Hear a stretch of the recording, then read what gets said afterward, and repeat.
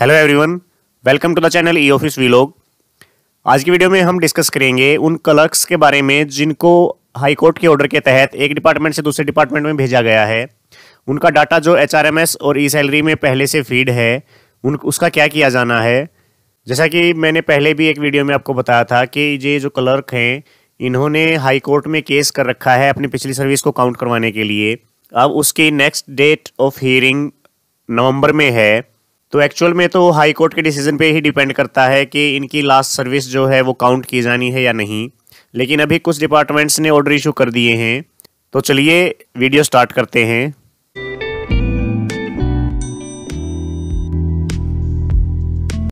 जैसा कि मैंने आपको बताया कि कुछ डिपार्टमेंट ने ऑर्डर इशू कर दिए हैं और इनका डाटा फ्रीज किया जाना है। जो क्लर्क एक डिपार्टमेंट से दूसरे डिपार्टमेंट में भेजे गए हैं उनकी लास्ट सर्विस काउंट नहीं होगी गवर्नमेंट के ऑर्डर के हिसाब से। तो ये मेरे डिपार्टमेंट की मेल है जिसमें डायरेक्शन दी गई हैं कि इन क्लर्क का डाटा फ्रीज कर दिया जाए। उसके स्टेप्स भी बताए हैं इन्होंने। चेकर में लॉगिन करके ट्रांजैक्शन टैब में employee service status previous service note count, उसके बाद हमने इसको अपडेट करना है और नोडल ऑफिसर के पास फॉरवर्ड कर देना है। ऐसे ही ऑर्डर कई और डिपार्टमेंट्स के जो हेड ऑफिस हैं उन्होंने किए होंगे। तो फिलहाल के लिए जितने भी क्लर्क हैं उन सभी का डाटा फ्रीज किया जाना है। अगर हाई कोर्ट इनकी लास्ट सर्विस काउंट करने के लिए कोई ऑर्डर इशू करता है तो उसके बाद हो सकता है एनआईसी वाले कोई और प्रोविजन ऐड कर दें एचआरएमएस में, जिससे कि इनकी प्रीवियस सर्विस काउंट हो सके। तो फिलहाल तो हाई कोर्ट के डिसीजन पे डिपेंड है नेक्स्ट प्रोसेस। लेकिन अभी तक आपके डिपार्टमेंट ने जो भी ऑर्डर किए हैं उसके हिसाब से कार्रवाई करें। अब जैसे मेरे डिपार्टमेंट ने इनका डाटा फ्रीज करने के ऑर्डर दिए हैं, तो इस वीडियो में हम देखते हैं कि हम इनका डाटा फ्रीज कैसे कर सकते हैं। उसके लिए आपको एचआरएमएस का चेकर लॉगिन करना है। लॉगिन करने के बाद हम ट्रांजैक्शन में जाएंगे। ट्रांजैक्शन में अपडेट सर्विस स्टेटस है ऑप्शन, ये इसमें पहला ही ऑप्शन पे क्लिक करें, अपडेट सर्विस स्टेटस रिटायर्ड और इन सर्विस। इस पर क्लिक करने के बाद डेजिग्नेशन सिलेक्ट करें। जैसे ये क्लर्क थे तो क्लर्क डेजिग्नेशन सिलेक्ट करके सबमिट करें। तो जितने भी क्लर्क होंगे आपके ऑफिस में वो शो हो जाएंगे। इसके बाद जिस भी क्लर्क का डाटा आपने फ्रीज करना है उसके सामने ये ऑप्शन है इन सर्विस का, इसको सिलेक्ट करें। इसमें से आपको रिजाइंड पे सिलेक्ट करना है, resigned government direction previous service note count for future benefit, ये ऑप्शन आपने सिलेक्ट करना है। इसको सिलेक्ट करने के बाद यहाँ पे आपने डेट एंटर करनी है कि किस डेट से उसकी सर्विस काउंट नहीं होगी या कब तक उसने जॉब की है। तो यहाँ पे वो डेट एंटर करें। डेट एंटर करके इसको अपडेट कर दें। अब ये हमें शो कर रहा है कि इसका रिकॉर्ड अपडेट नहीं किया जा सकता क्योंकि इसकी सर्विस वेरीफाई नहीं की गई है। तो अगर आप भी किसी एम्प्लॉय का डाटा फ्रीज कर रहे हैं तो सबसे पहले उसकी सर्विस वेरीफाई करें। उसके लिए आपको फ्यूचर ट्रांजैक्शन में जाना है। सबसे पहले ट्रांजैक्शन, फिर फ्यूचर ट्रांजैक्शन। इसमें फ्यूचर ट्रांजैक्शन पे क्लिक करें। यहाँ से डेजिग्नेशन सिलेक्ट करें। उसके बाद टाइप में सर्विस बुक सिलेक्ट करना है और सर्च करें। अब जिस भी एम्प्लॉय का डाटा फ्रीज किया जाना है सबसे पहले उसकी सर्विस वेरिफिकेशन करनी है, तो उसको सिलेक्ट करें। सिलेक्ट करने के बाद सेकंड ऑप्शन है सर्विस वेरिफिकेशन का, इस पर क्लिक करें। अब यहाँ पर आप देख सकते हैं कि इस एम्प्लॉय की 30/11/2021 तक सर्विस वेरीफाई की गई है। इसके बाद की सर्विस हमें वेरीफाई करनी है। अगर आप व्यू अनवेरीफाइड सर्विस पे क्लिक करेंगे तो ये आपको दिखा भी देगा कि किस पीरियड की इसकी सर्विस वेरिफिकेशन पेंडिंग है। तो उसके लिए ऐड पे क्लिक करें। इसके बाद जिस डेट से सर्विस वेरिफिकेशन की जानी है वो डेट एंटर करें।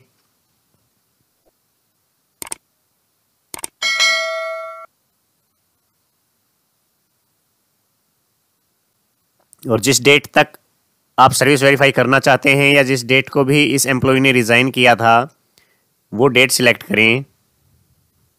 यहाँ पर आपने फॉरनून और आफ्टरनून का भी ध्यान रखना है। अगर आपने उसको आफ्टरनून में रिलीव किया है तो आफ्टरनून सिलेक्ट करें। इसके बाद आपने एस्टेब्लिशमेंट लेवल सिलेक्ट करना है जिस भी ऑफिस में वो एम्प्लॉय वर्किंग था। उसके बाद एसीएस, डायरेक्टर और ऑफिस, तीनों चीज़ें सिलेक्ट करें।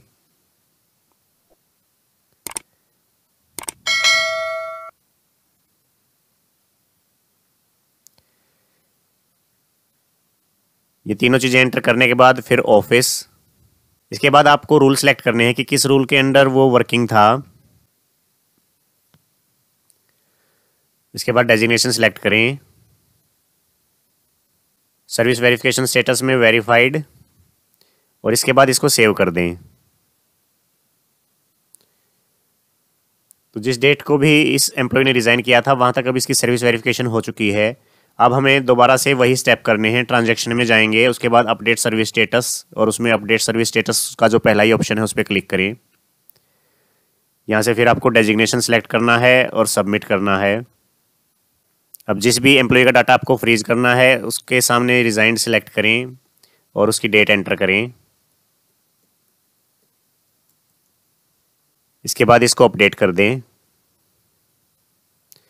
तो अब आपका ये जो डाटा था ये फ्रीज हो जाएगा। इसके बाद ये ऑप्शन ओपन होगा आपके सामने। ये ऑप्शन अगर आप ट्रांजैक्शन में अपडेट सर्विस स्टेटस में सेकंड वाले ऑप्शन में जाएंगे, एम्प्लॉय रिजाइंड में, तब भी यही इसी स्क्रीन पर लेकर आएगा आपको। यहाँ पर आपको जिस एम्प्लॉय का डाटा आपने फ्रीज करना है उसका स्टेटस जो आपने अभी अपडेट किया था उसका नाम यहाँ पर शो हो जाएगा, उसको सिलेक्ट करें। सिलेक्ट करने के बाद यहाँ पर रीज़न फॉर पेंडेंसी है। ये रीज़न फॉर पेंडेंसी इसलिए शो कर रहा है क्योंकि 19 तारीख तक इस एम्प्लॉय ने काम किया था, तो हमने इसकी 19 दिन की सैलरी नहीं बनाई है। अगर हम यहाँ पर बिना रीज़न सेलेक्ट किए अपडेट करते हैं तो ये अपडेट नहीं होगा। रीज़न सेलेक्ट करना मैंडेटरी है। तो इसको यहाँ से हटाने के लिए सबसे पहले हमें इसकी सैलरी जनरेट करनी पड़ेगी 19 दिन की। जितने दिन भी आपके पास ये रहा है उतने दिन की आपने सैलरी जनरेट करनी है। एक बार जब आप इसकी सैलरी जनरेट कर देंगे तो उसके बाद जो ये पेंडेंसी का रीज़न मांग रहा है वो बंद हो जाएगा।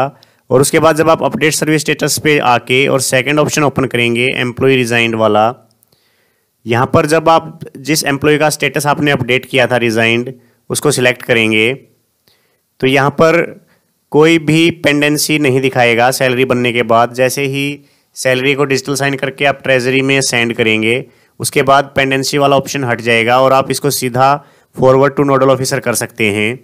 इसके बाद आपने फॉरवर्ड टू नोडल ऑफिसर पे क्लिक करना है। तो ये एम्प्लॉई फॉरवर्ड हो चुका है। अब जो आपका नोडल ऑफिसर है उसको भी एक क्लिक करना है और ये इसकी जो भी जितनी भी डिटेल्स हैं वो आपकी आईडी से हट जाएंगी, जैसा कि मैंने आपको पहले ही बताया था। इसके बाद अगर कोर्ट केस का डिसीजन ये आता है कि इन एम्प्लॉयज़ की सर्विस काउंट की जाए तो ये एनआईसी के पास इनका रिकॉर्ड अवेलेबल रहेगा। जो भी इन्होंने कैपिंग लगाई है इसके ऊपर उसको वो हटा लेंगे और उनका रिकॉर्ड दोबारा से शो हो जाएगा। अगर हाई कोर्ट ने ऑर्डर दिया कि इनकी सर्विस काउंट नहीं होगी तो इतना ही काम हमें करना है। तो इस तरीके से जितने भी नए क्लर्क्स हैं उनका डाटा फ्रीज करना है और जितने दिन भी आपके पास रहे हों उतने दिन की सैलरी पे करनी है उनको। इसके बाद का जो प्रोसेस होगा वो हम हाई कोर्ट के डिसीजन के बाद डिस्कस करेंगे। यहाँ तक अगर आप और कुछ पूछना चाहते हैं तो कमेंट करके बताएं या फिर ईमेल करें eofficevlog@gmail.com पर। आज की वीडियो में बस इतना ही, फिर मिलते हैं नेक्स्ट वीडियो के साथ। तब तक के लिए जय हिंद।